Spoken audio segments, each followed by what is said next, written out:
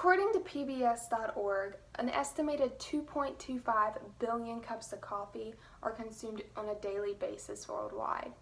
Coffee is a solid part of a daily routine for, like I said, millions of people worldwide. But what exactly is in coffee that makes it so addictive?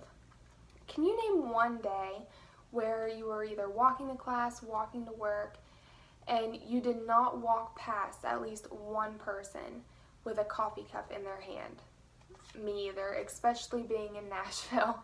As an avid coffee drinker and full-time college student, I can honestly say that I can relate to this huge community that we have of coffee addicts.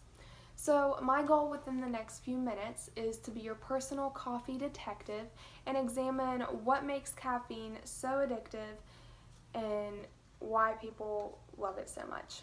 Okay, so first and foremost, caffeine in coffee is not only considered technically a drug, but it is considered one of the world's most psychoactive drugs. It stimulates the central nervous system. 1 8-ounce cup of coffee can actually contain up to 500 milligrams of caffeine in it, which is an insane amount of caffeine to be consuming. This leads to a physical dependence on it, and it can also lead to withdrawal symptoms such as fatigue, nausea, depression, anxiety, all sorts of nasty stuff that I'm going to get into later on in my presentation. Alright, so scientifically, how does caffeine work?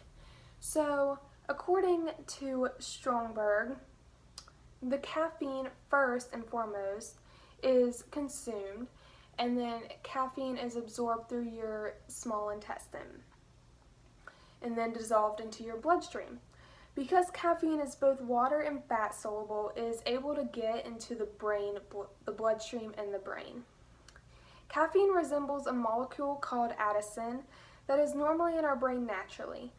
Because it's so closely similar, the caffeine can fit neatly into our brain cells' receptors for adenosine, and which completely blocks them off. Adenosine is what makes you feel tired. So by blocking them off, the caffeine generates a sense of alertness, which is the purpose of drinking coffee. Caffeine can be addictive because for those who drink coffee on a daily basis, such as myself, the brain's chemistry and physical characteristics actually change because of this blocking of the adenosine.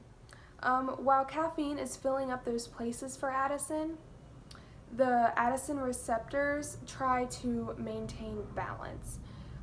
This explains why regular coffee drinkers build up an actual tolerance for the amount of coffee they drink, and whenever they decide to give up coffee or go a day without coffee, it can trigger the withdrawal effects. So let's say we go into my worst nightmare ever and decide that I need to give up my coffee addiction. What would it take? Okay, so luckily coffee addiction is a very easy thing to kick. Coffee addiction can usually be healed within 7 to 12 days, but that means absolutely no caffeine consumption. You can't have caffeine in your coffee, like I said. You can't have it in soda. You can't have it in absolutely anything, which who wants to do that? Anyways, so although drinking multiple cups of coffee a day seems harmless, it can actually lead to an ongoing addiction and, like I said, a physical and chemical imbalance in your brain. Like previously stated, coffee is considered a psychoactive drug. Caffeine blocks off adenosine, the natural chemical in your brain that makes you feel tired. And over time, this blockage can affect the chemical and physical aspects of your brain. Withdrawal effects can take place, but the addiction usually goes away within 7 to 12 days of caffeine consumption. Now, if you'll excuse me, all this talk makes me really want to go make a cup of coffee.